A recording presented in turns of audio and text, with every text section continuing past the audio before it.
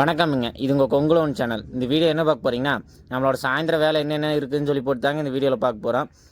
பார்த்தீங்கன்னா, இப்போ 5:30 ஆச்சுங்க மணி. மாடுகளை தண்ணி காட்டுறதுக்கு பிடிச்சி கட்டுறோங்க. ஒவ்வொன்றா பிடிச்சி கட்டி போட்டு நம்ம ஆட்டுக்குட்டிஸெல்லாம் திறந்து விட்றோங்க. கொஞ்ச நேரம் வெளியே சுற்றுங்க. கள்ளக்கொடி திங்க போகும். பார்த்தீங்கன்னா, திறந்து விட்டோன்னே பார்த்தீங்கன்னா தண்ணி குடிக்க போகுதுங்க. கொஞ்சம் ஒவ்வொன்றும் தண்ணி குடிக்க போகுங்க. குடிச்சு போட்டு கள்ளக்குடிக்கு தாங்க நேராக போகும்.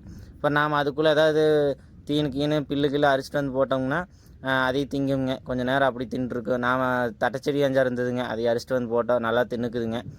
அதுக்குள்ளே மாட்டுக்கு தீவனம் கொண்டு வரணுங்க. அதுக்கு சோளத்தட்டு வச்சுருந்தோம்ங்க.